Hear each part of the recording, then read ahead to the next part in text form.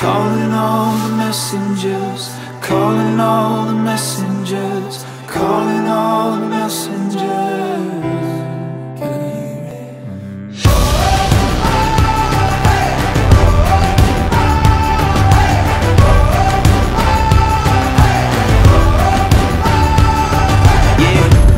We've been given a call, been forgiven, risen, we living to give them our all. Rise up from your past that's holding you down. This moment is all that matters, the future is now. How will the people know if we don't tell them? If we fail them, they stumbling in the dark, but the light is what we... Delaney was born 10 years ago, and we started the LDSS group. That was really to find a community that would that we could reach out to and share in this blessing with. And through that we've learned a lot, and we have been able to serve those that have found Jesus and those that have never heard of Jesus. So that has been one way that we've been able to minister to the new families, as well as you know, just helping them in this journey with this wonderful new child that they have. One of the greatest things about the LDSS when it first started was that the founding families were 3 very strong families in the faith, and so Molly and Pam and Wendy have kind of become my soul sisters when it comes to all things Down syndrome and all things life. We have been able to share the ups and downs of having a child with Down syndrome, as well as just the ups and downs of life and all that it throws at you.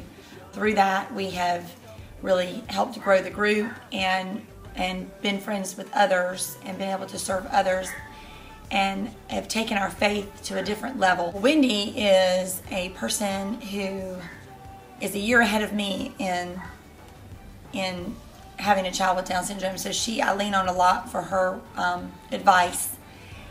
She also is a great resource for new families, and it's nice that we can share not only the experiences of having a child with Down syndrome, but also the experiences of living the faith. We're going to help them, and God's going to help us help them. The Lord has had to walk us through many trials over the last 10 years in the group, and one of those is losing one of our very own at the age of 5 years old. She was a light to everyone around her, and she lit up this community that we call LDSS, this family that we call LDSS.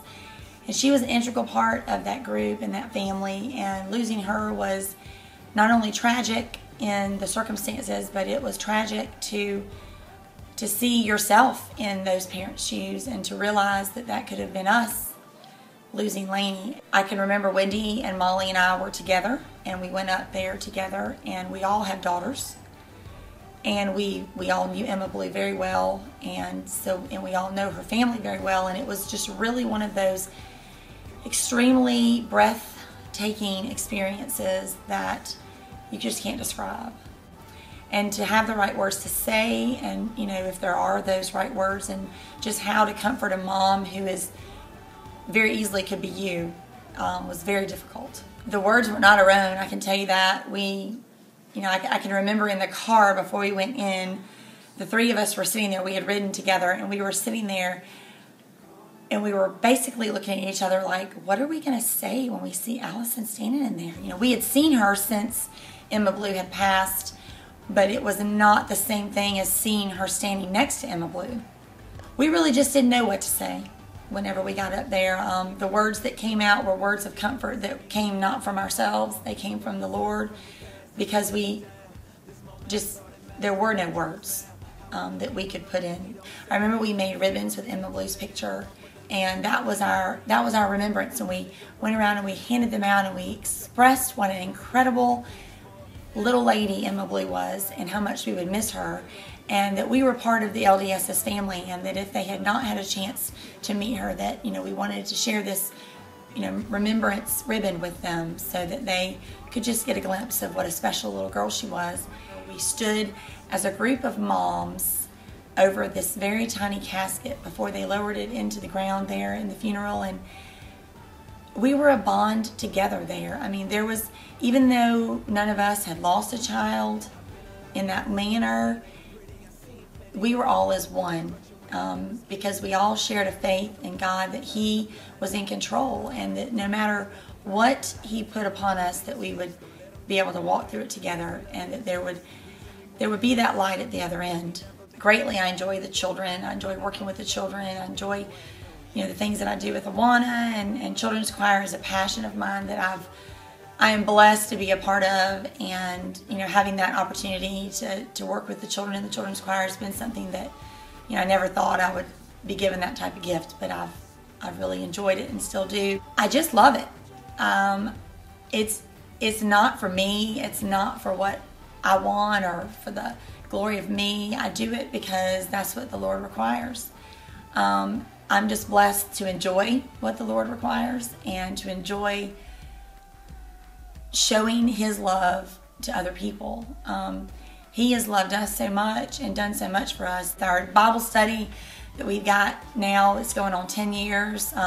We've had families come in and out, doors always open, but it's been a blessing to get to know those people and to serve alongside those people and to be a family with those people and know that if I have a need or one of them has a need, that we can jump in and we can fill that, and that's part of being part of a family of Christians. The Lord doesn't want us to sit on the outskirts and watch.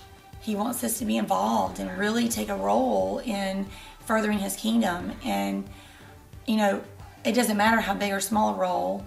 Sometimes things that we do are big and sometimes they're small, but whatever we do should be to the glory of God. And He wants us to love His people, whether they're churched or not churched, whether they're coming to your church as members or just hanging out to see what it's like. And so I think part of the passion I have is just to love other people and to love on them where they're at and serve them what they need, whether it's the difference between eternal life or eternal life in hell. We certainly don't want that to be their eternal life. We want their eternal life to be something that is precious and that is with Jesus. The messengers, calling all the messengers, calling all the messengers.